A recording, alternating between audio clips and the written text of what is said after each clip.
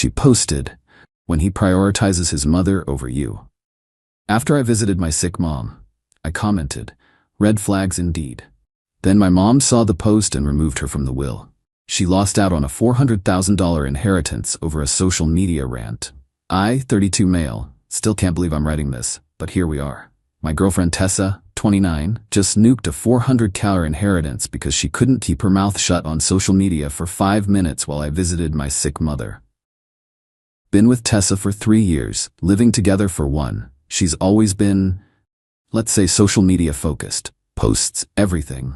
Our anniversary dinner? Posted before we even ordered.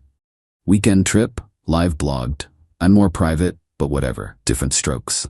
My mom, 67, has been dealing with some health issues. Nothing terminal, thank God, but she had a minor stroke 6 months ago and needs regular check-ins. Mom's old school, worked her entire life as a corporate lawyer, never remarried after dad died, built herself a solid nest egg. She's always been polite to Tessa, but kept her at arm's length. Mom's like that with everyone, though. Takes years to warm up. Last Tuesday, Mom called. Her voice was shaky, said she was feeling dizzy, vision blurry. I dropped everything at work and drove the 2 hours to her place. Texted Tessa, "Mom's not feeling well, heading there now, might stay overnight if needed."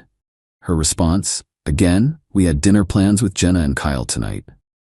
Me, "Cancel them. My mom might be having another stroke." Her, "Fine, whatever." Should have seen the red flag right there. But I was focused on Mom. Got to Mom's place, took her to the ER. False alarm, just a bad reaction to new medication. But they kept her for observation. I stayed until midnight, made sure she was comfortable, then crashed at her place to drive her home in the morning. Wednesday morning, I'm making Mom breakfast when my phone starts blowing up. Notifications everywhere. Opens Instagram, there it is. A post from Tessa to her 3,400 followers. "When he prioritizes his mother over you." 3 years together, and I'm still second place. Currently sitting alone at home while he plays dutiful son again. Newsflash, cutting the umbilical cord is part of becoming a man. Mama boy, red flags, know your worth, attached, disappointed. The comments were already piling up, her friends validating her, calling me names, saying she deserves better.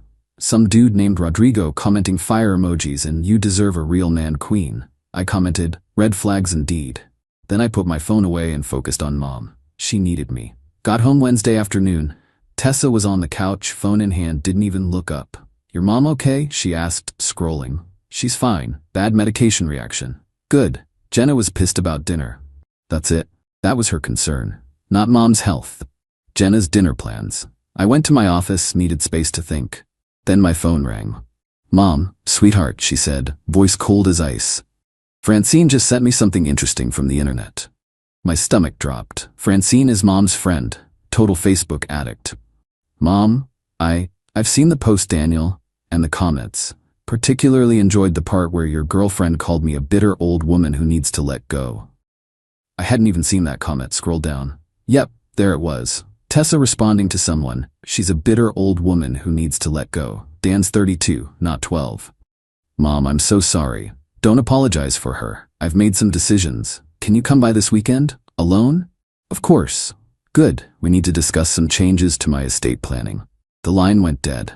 Thursday and Friday were tense.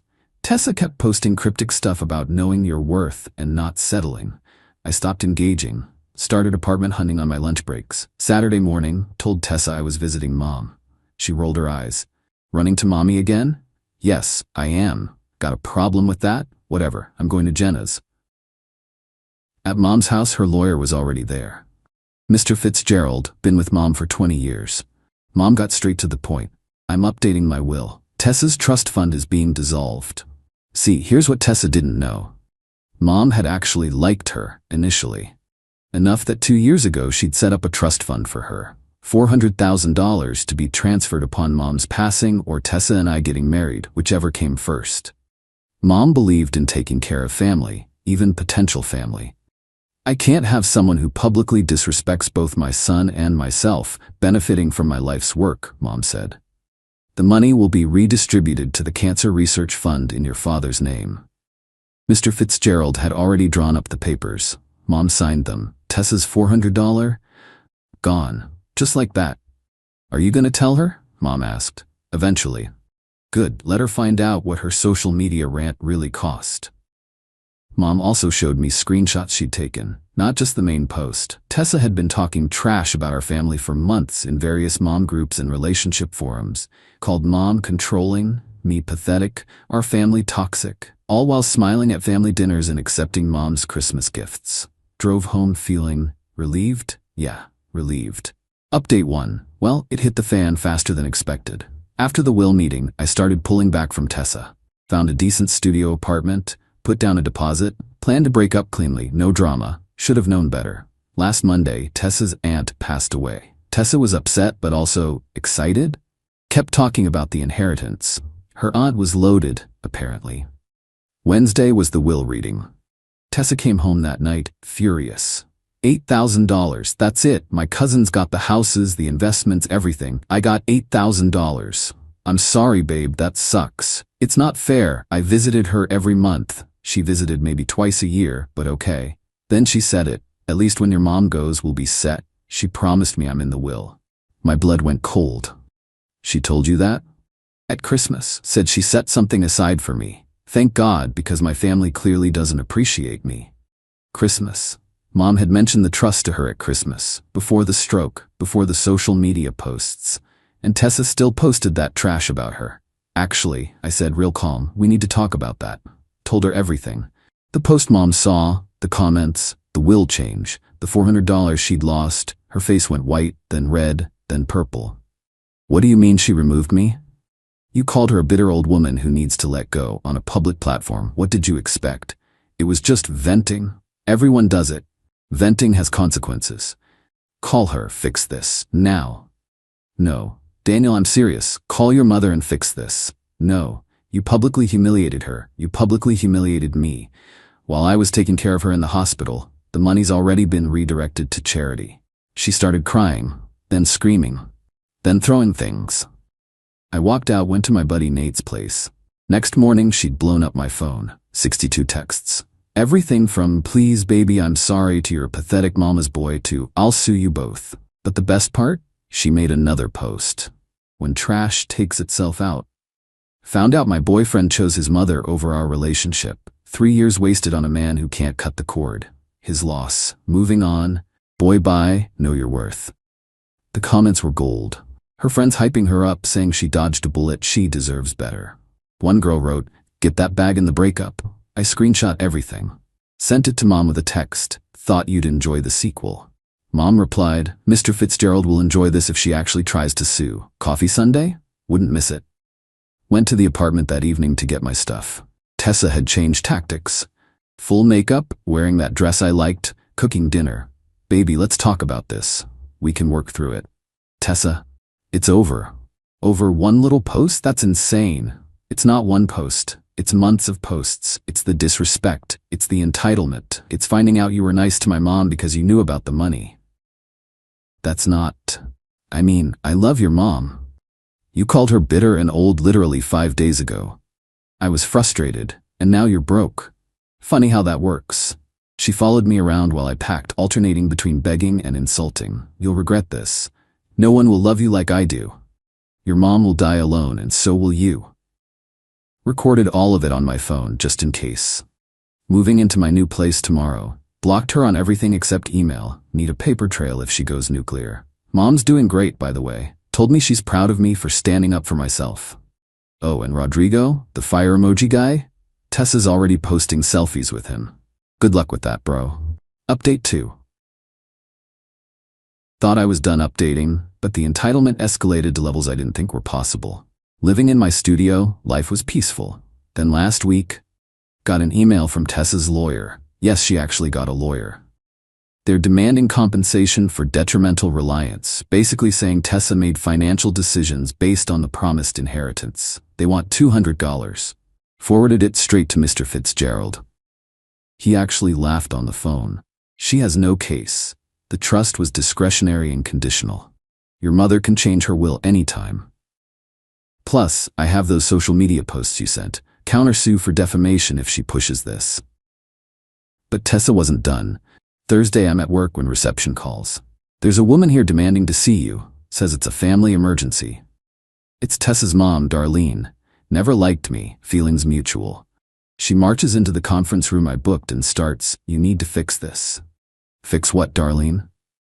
This inheritance situation. Tessa's been hysterical. She quit her job last month because she was counting on that money. She quit her job?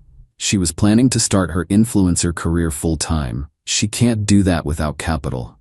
I actually laughed. She quit her job to become an influencer based on money that wasn't even hers yet? Your mother promised her, and then Tessa publicly insulted her. Actions meet consequences. She's threatening to move back home. I can't have her back in my house, Daniel. Fix this. Not my problem anymore. Darlene slammed her hands on the table. That money was supposed to be hers. No, it was my mother's money. Still is. She decided to donate it to cancer research instead of giving it to someone who called her bitter and old. You're ruining her life over a Facebook post. Instagram, and she ruined her own life.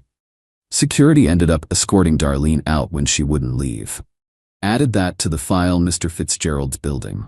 Friday night, Mom calls. Daniel, did you see the news segment? What the hell?